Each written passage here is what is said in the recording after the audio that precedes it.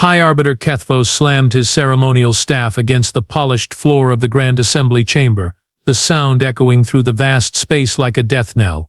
The emergency session had been called at precisely 1400 Galactic Standard Time, and already his patience was wearing thinner than his last molting cycle. Order, order in this chamber. His voice boomed through the translators, reaching every corner where representatives from 47 species sat in their designated sections. The babble of outraged voices gradually died down to a manageable murmur. "We are here," Kethvos continued, his four eyes scanning the assembly with practiced disdain, "to address the most insulting, the most audacious refusal in the history of our great confederation. The humans have said no." A collective gasp rippled through the chamber. Several delegates from the Zelquarian sector began clicking their mandibles in disbelief. The Draenori contingent erupted in what could only be described as horrified laughter. Admiral Drahorn rose from his seat, his massive frame casting shadows across 3 rows of smaller species. "High Arbiter, surely there has been some translation error.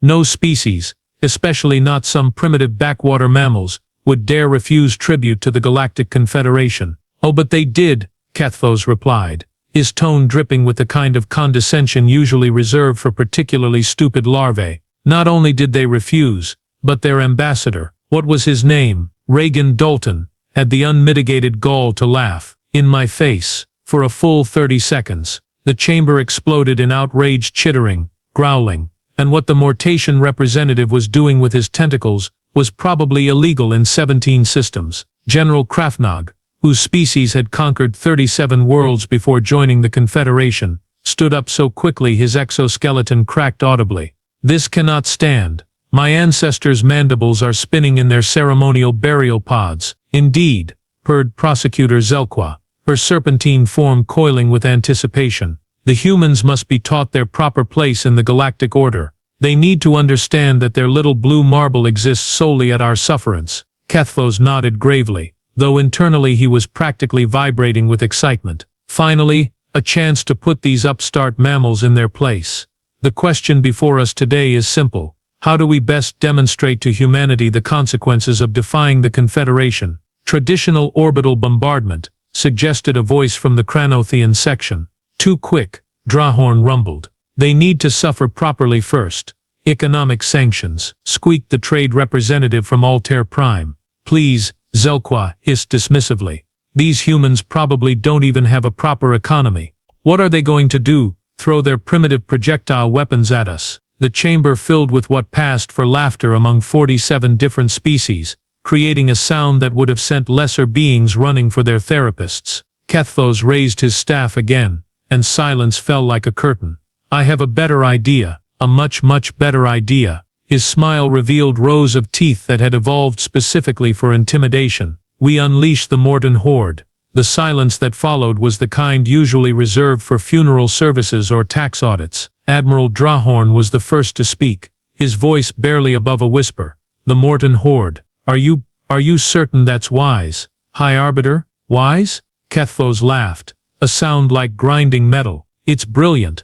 The Mortyn have been contained in their sector for 3 centuries. Growing more savage by the decade. They're practically frothing at the mandibles for a proper war, and these humans," he gestured dismissively. "What's the worst they could do? Throw rocks?" General Krafnog's exoskeleton creaked as he shifted uncomfortably.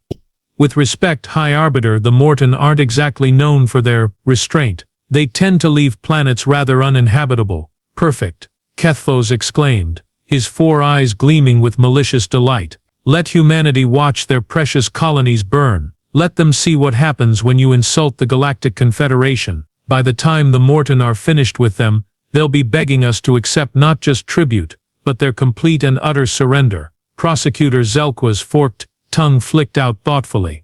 "The other species will see what defiance brings. It will be quite educational." "Exactly." Kethvos struck his staff against the floor again. "We kill 2 birds with 1 asteroid. As the humans say, we crush an upstart species, and remind everyone else why they pay their tribute on time." "But High Arbiter," squeaked a nervous voice from the back, belonging to what appeared to be an overgrown hamster with delusions of intelligence, "what if the humans actually fight back? The chamber erupted in laughter so intense that several species had to activate their breathing apparatus. Fight back? Admiral Drawhorn wiped moisture from his optical organs. With what? Their little chemical propulsion rockets. Their quaint explosive devices. I've seen their military records, General Krafnog added, still chuckling. They're barely past the nuclear age. They probably think advanced warfare means using computers to aim their primitive weapons. Kethphos nodded sagely. The Mortyn Horde has crushed civilizations 1,000 times more advanced than these humans, species with energy shields, plasma weaponry, dimensional manipulation technology, and those civilizations lasted maybe a month before surrendering unconditionally. How long do we think humanity will hold out? Zelqua asked, genuine curiosity in her voice. 2 weeks, Drawhorn declared confidently. Maybe 3 if they're particularly stubborn. I'll take that bet. Krafnog rumbled. 1 week, maximum. These mammals probably don't even have a proper warrior caste. The betting pool that spontaneously formed was perhaps the most enthusiastic the Galactic Confederation had seen since the great betting scandal of 2387. Kethphos watched the proceedings with satisfaction. Everything was going exactly according to plan. The humans would be taught their lesson. The galaxy would remember why the Confederation was to be respected. And he would go down in history as the High Arbiter, who brought the most arrogant species in known space to their knees. What could possibly go wrong? In the shadowed depths of the Kepler 442 containment zone, Commander Thex Moryn stood before the assembled war leaders of the Mortyn Horde, and even he, a veteran of 17 galactic conflicts, felt his secondary heart skip a beat. The Mortyn weren't just savage. They were artistically, professionally, almost religiously savage.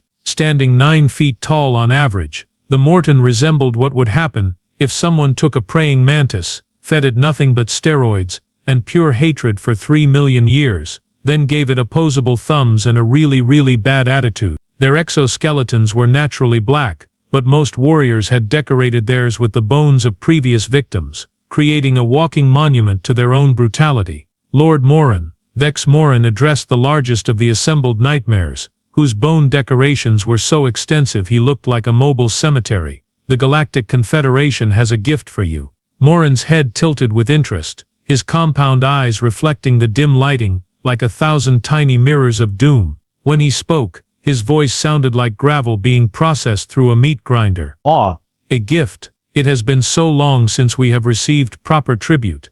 Captain Muldray, standing safely behind 3 layers of reinforced energy shields, consulted his datapad with hands that definitely were not trembling. Thank you very much.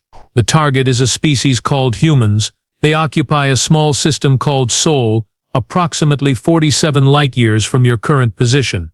The gathered Mortyn war leaders began clicking their mandibles in what passed for laughter among their species. The sound was reminiscent of 1,000 skeletons having a tap dance competition. Humans, Moran repeated, tasting the word like a particularly fine wine. What manner of prey are these humans? Thex Moryn smiled, though the gesture looked more like a grimace. Mammals, Lord Moran. Bipedal, soft-skinned, no natural weapons to speak of. They've barely achieved interplanetary travel. The clicking intensified. Several younger Mortyn warriors began sharpening their arm blades, a sound that made fingernails on chalkboard seem pleasant by comparison. Mammals, mused Moran thoughtfully.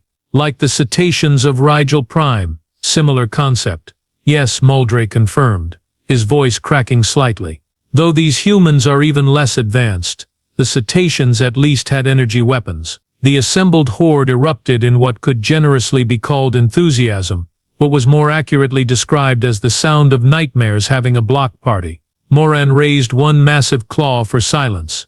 Tell me, soft ones, what happened to the last species that faced the Mortyn Horde? Thex Moryn swallowed hard.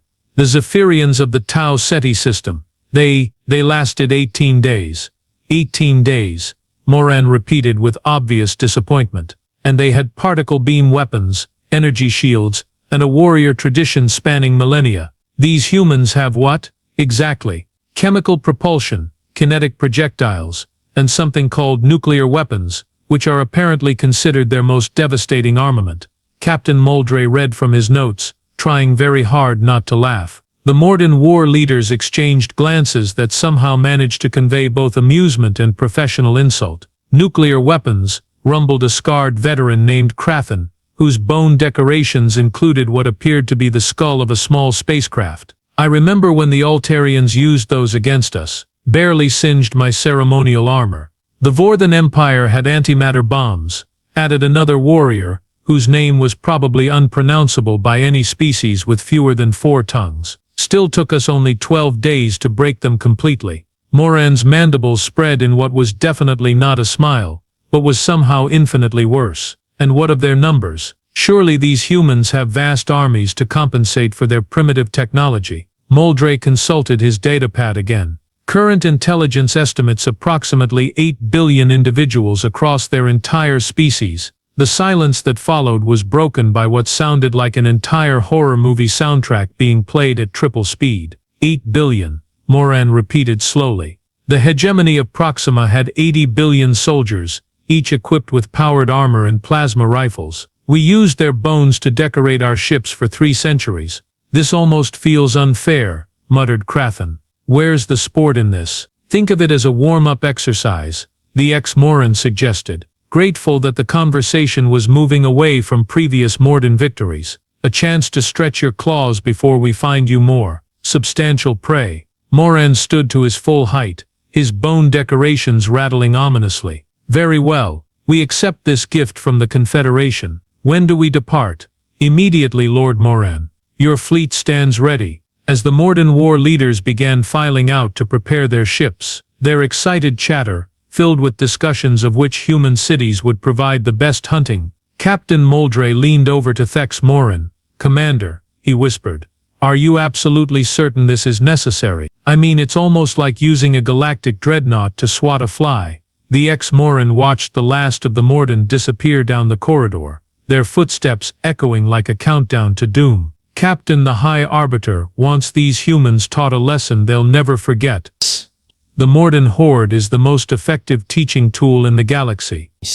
If you say so, sir. How long do you think it will take them? The ex-Mortyn considered this seriously. The Zephyrians had antimatter weapons and lasted 18 days. The humans have chemical rockets and nuclear bombs. He paused, doing the math. I'll be genuinely surprised if humanity lasts 72 hours. Admiral Vashy was having what the humans might have called a very bad day, though he wouldn't learn that particular expression until much, much later. Currently, he was staring at his command display aboard the Confederate monitoring station, watching the first reports from the Mortyn assault with growing bewilderment. Quartermaster Blackwell, he called to his aide, an efficient Altarian, whose species prided themselves on accurate record-keeping. Please confirm these initial battle reports. There seems to be some sort of translation error. Quartermaster Cassidy Marie Blackwell, whose 4 arms allowed her to operate multiple data streams simultaneously, cross-referenced the incoming transmissions with practiced efficiency.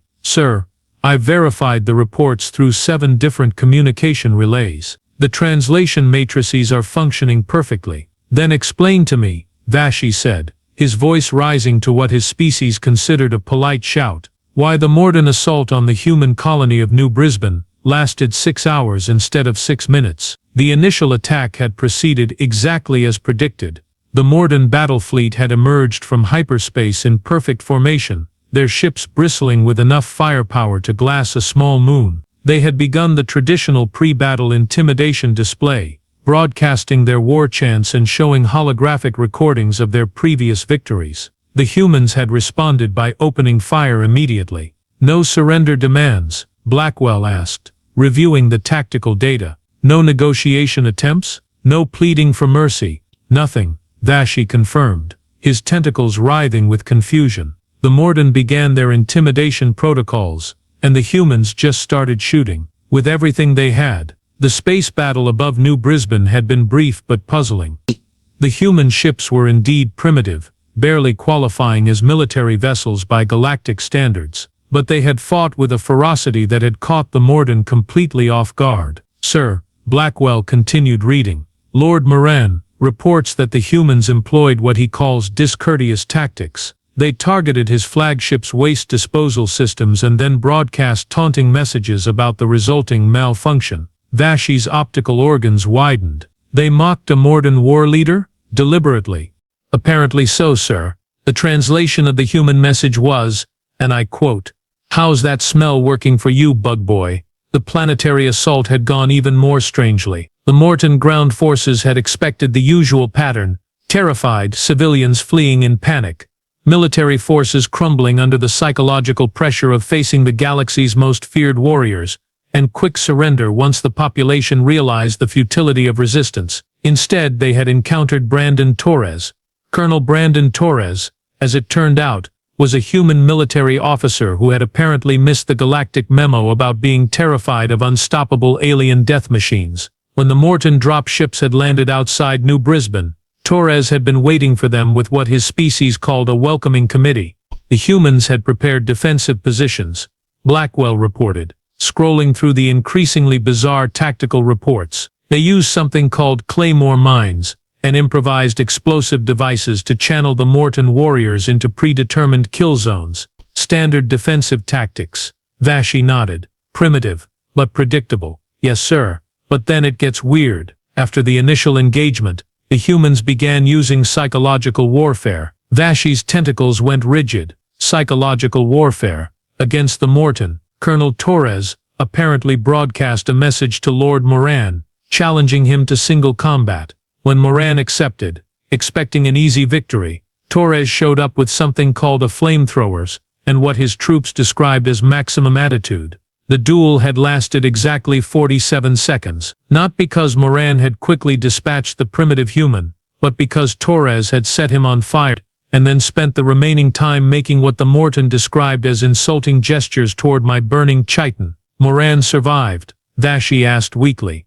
Barely, sir. He's currently in a medical pod, and reportedly keeps muttering something about disrespectful mammals and asking his medics if they can prescribe something for damaged pride. But the real confusion had begun when the humans had started adapting their tactics in real time. Each Mortyn assault technique was met with an increasingly creative and frankly rude response. When the Mortyn had attempted their signature fear tactic of impaling captured soldiers on spikes, the humans had responded by launching a counterattack accompanied by music so aggressively cheerful that several Mortyn warriors had requested medical leave for auditory trauma. What kind of species fights a battle to the sound of something called pop music, sir? Blackwell asked, genuine bewilderment in her voice. I'm beginning to think we don't fully understand these humans, Vashy admitted. What's the current status of the operation? The Mortyn have taken approximately 40% of the colony, sir, but their advance has stalled. The humans appear to be employing what Lord Moran describes as vindictive engineering solutions,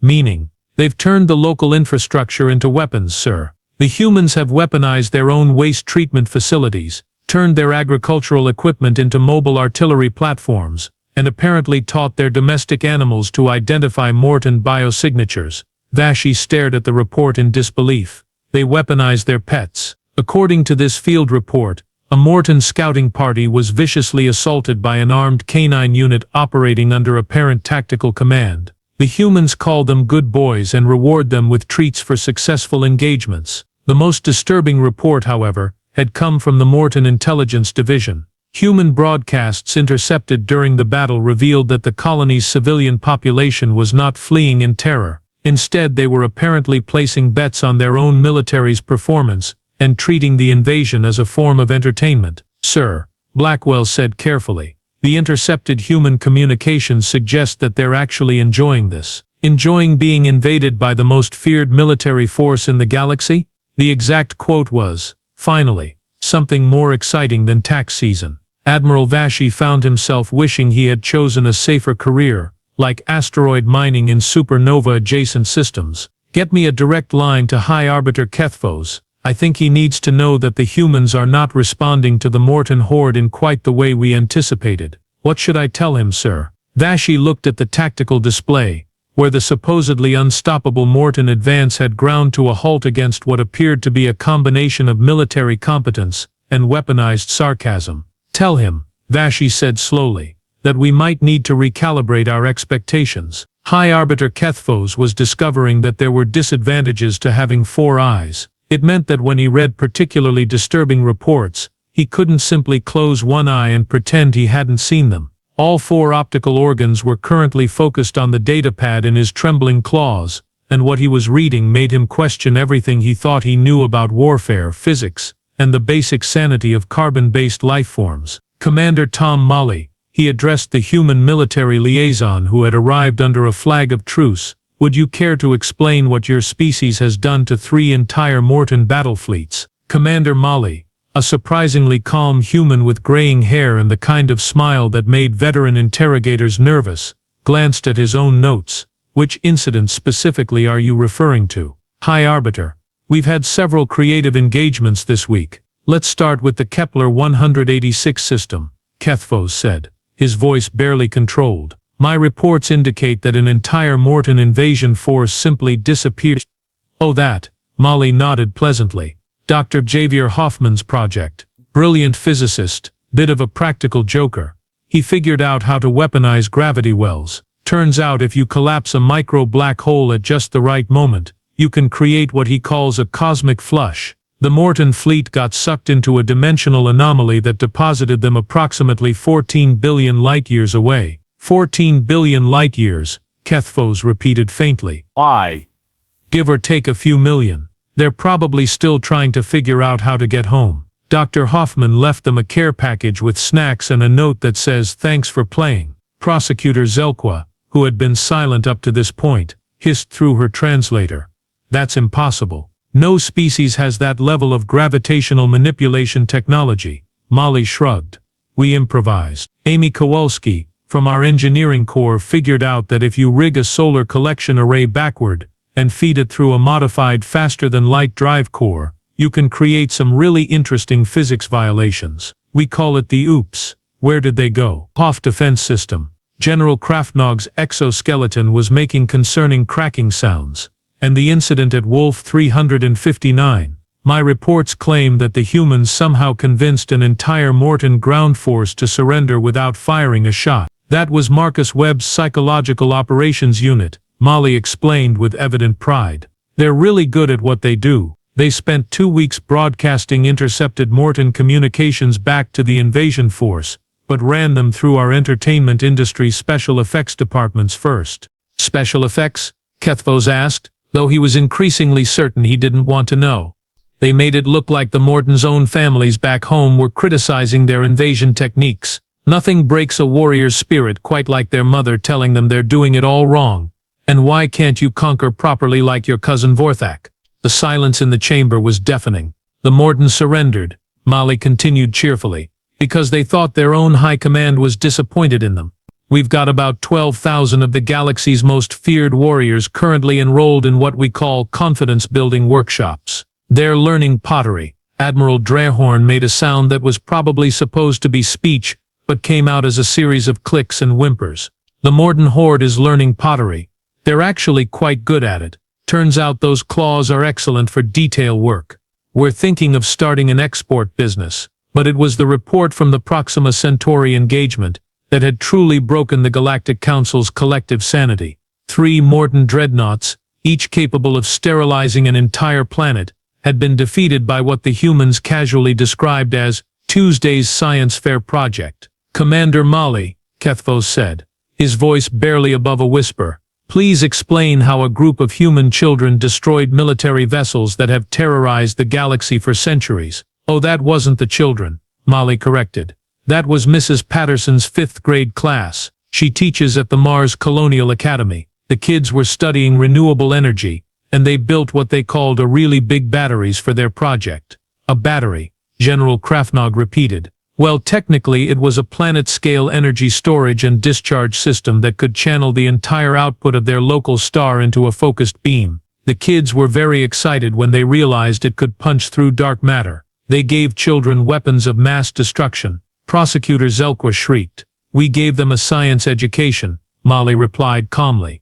The weapons of mass destruction were just what they built during recess. Mrs. Patterson says it shows excellent problem-solving skills and creativity. She gave them extra credit. The Galactic Council members were beginning to make sounds that were normally associated with psychological breakdowns. Several representatives had activated their emergency life support systems, and at least 3 had started updating their last wills and testaments. The Mortyn casualties, Kethphos whispered. What are the current numbers? Molly consulted his notes again. Well, that depends on how you count. In terms of actual fatalities, surprisingly low. We're not really interested in killing them. But in terms of Mortyn warriors who have requested early retirement, changed careers or sought therapy for what they call human-related trauma, we're looking at about 67% of their total force. They're seeking therapy. Apparently, being defeated by what you thought was going to be an easy target can be quite psychologically damaging. We've actually opened several counseling centers specifically for displaced Mortyn warriors. Dr. Sarah Chen from our psychology department says they respond well to group therapy sessions and art therapy. Art therapy. Admiral Drehorn repeated mechanically. They paint their feelings, Molly explained helpfully. A lot of the paintings are about identity crisis and professional disappointment. Some of them are actually quite moving. We're considering a gallery exhibition. High Arbiter Kethphos finally understood why his predecessors had all retired early to become monks on distant worlds. Commander Molly, what exactly does humanity want from this conflict? Molly's smile became, if anything, more terrifying in its complete pleasantness. High Arbiter, we're just getting started. This is the most fun we've had since we figured out how to split atoms. The engineering department has at least 15 new projects they want to test. The psychology corps is having a field day with new research opportunities, and our military academy students are writing dissertations on creative applications of overkill. You're enjoying this, Kethphos said, the horror finally hitting him fully. High Arbiter, Commander Molly replied. You sent the galaxy's most feared military force to teach us a lesson. We've learned a lot. We've learned that we're much better at this than we thought we were. We've learned that our children's science projects can apparently violate several laws of physics, and we've learned that when someone threatens our homes, we get very, very creative. He paused, his smile never wavering. The question is, what else would you like us to learn? Judge Quintara had presided over galactic tribunals for over 2 centuries, had witnessed the rise and fall of 17 different stellar empires, and had thought he had seen everything the universe had to offer in terms of military humiliation. He was wrong, spectacularly, catastrophically wrong. The Great Assembly Chamber, which 6 months earlier had echoed with laughter at the thought of human resistance, now resembled a funeral parlor for dead civilizations. Representatives from 47 species sat in stunned silence, watching the holographic displays that showed the current tactical situation across the galaxy. The humans were hunting the Mortyn, not defending against them, not fighting them off, hunting them. Like some sort of galactic apex predator that had just realized it was hungry. Ambassador Reagan Dalton, Judge Quintara said, his voice carrying the weight of someone who knew he was about to surrender everything his species had ever held dear. Please state humanity's terms for ending this conflict. Ambassador Dalton, the same human who had laughed in High Arbiter Kethphos's face 6 months ago, stood at the center of the chamber with the kind of casual confidence usually reserved for gods and tax auditors. Behind him stood his delegation, Lisa Park, a terrifyingly competent woman whose smile suggested she was calculating the structural weaknesses of the chamber itself. Alex Zhang, whose youthful appearance was betrayed by eyes that had clearly seen too much, and Jaime Butler, who was taking notes on a device that was probably more advanced than most species' entire technological base. Our terms are quite simple, Dalton began, his voice carrying easily through the chamber's acoustics. Complete and immediate cessation of all tribute demands on human territories, recognition of human sovereignty over our current territorial claims, and formal acknowledgement that the Galactic Confederation's attempt to teach us a lesson was perhaps the most educational experience any of our species has ever had. The irony was not lost on anyone present. The Mortyn Horde, which had terrorized the galaxy for millennia, was now scattered across 17 different star systems, with the survivors either in therapy, enrolled in human universities, or working in what the humans cheerfully called constructive employment opportunities. High Arbiter Kethphos, who had aged approximately 30 years in the past 6 months, raised one trembling claw. Ambassador, our intelligence reports suggest that your species has established what you call Mortyn rehabilitation centers across multiple worlds. Is this accurate? Absolutely, Lisa Park responded with evident pride. It turns out that when you remove the constant pressure to be the galaxy's most feared warriors, the Mortyn are actually quite pleasant. They have a natural talent for agriculture, an unexpected aptitude for music, and Lord Mortyn has discovered a genuine passion for children's literature. Children's literature, Prosecutor Zelqua whispered. He's currently working on a series about a friendly space monster who learns the value of friendship. Alex Zhang added helpfully. The working title is Moran the Mostly Harmless.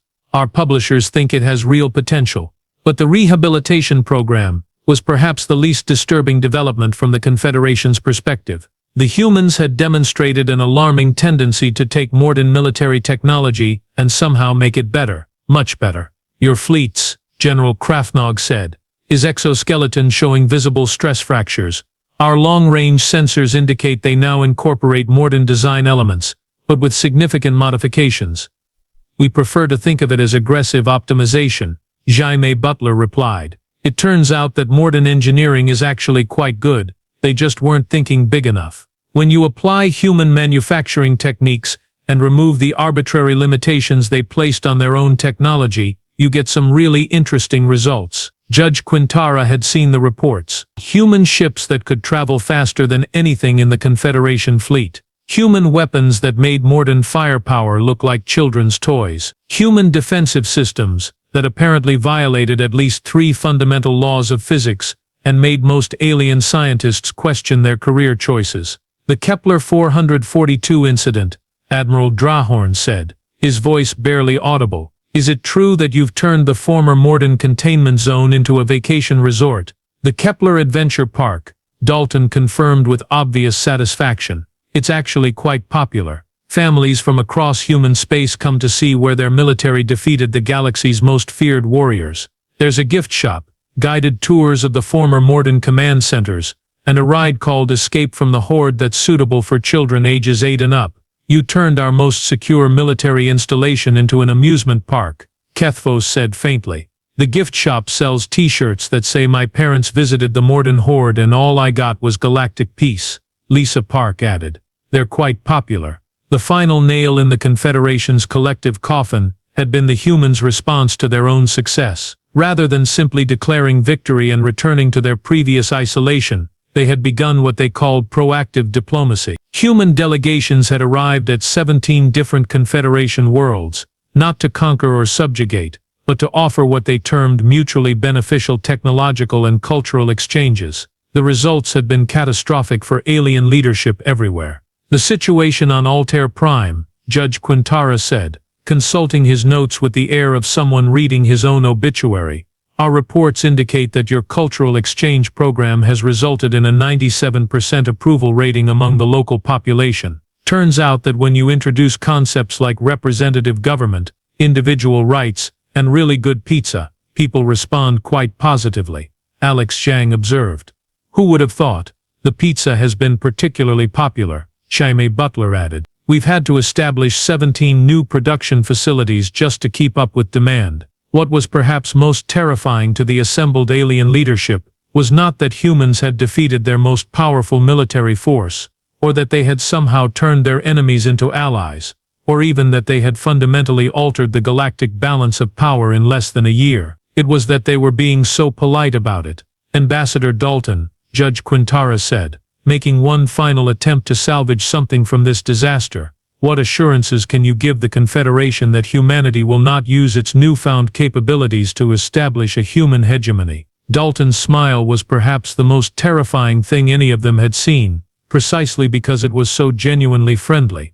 Judge Quintara, we're not interested in ruling the galaxy. That sounds like a lot of paperwork, and frankly we have better things to do. We're explorers, inventors, teachers, and apparently, when absolutely necessary, really creative problem solvers. He paused, letting that sink in.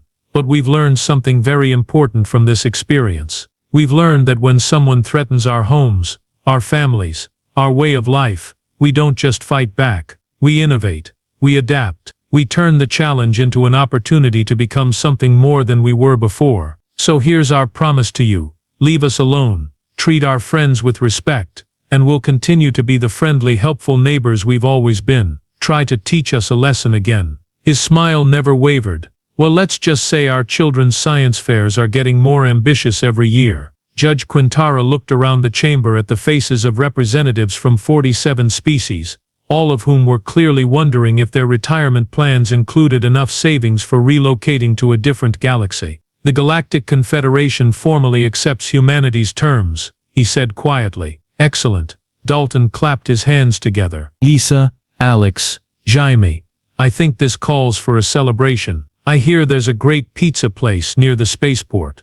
As the human delegation filed out, chatting pleasantly about dinner plans, Judge Quintara reflected on the most important lesson he had learned in 2 centuries of galactic politics. Never ever underestimate a species that considers interstellar warfare a learning experience.